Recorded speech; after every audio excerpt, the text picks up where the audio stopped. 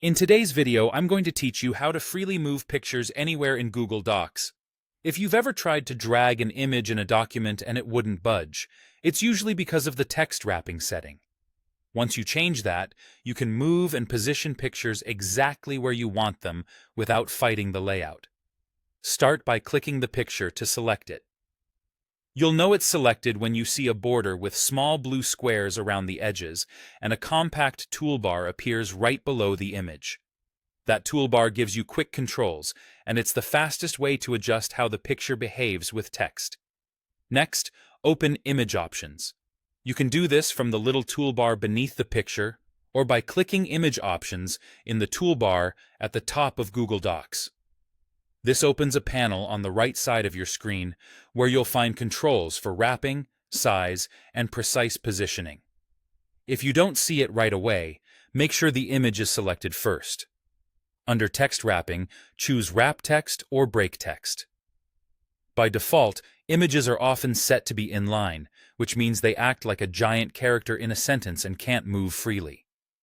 Wrap Text lets the text flow neatly around the picture, and Break Text keeps the image on its own line while still allowing free movement across the page.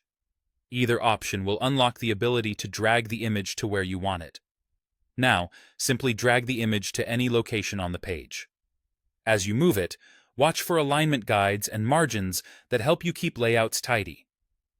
If the image won't move as expected, double-check that you're not still on the inline setting.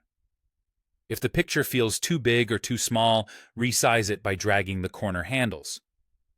Using the corners helps keep the proportions looking natural. Avoid dragging the side handles unless you intentionally want to stretch the image. For pinpoint accuracy, use the position options inside Image Options. Here, you can set exact alignment and distance from margins, and fine-tune the image's placement relative to the page or the text.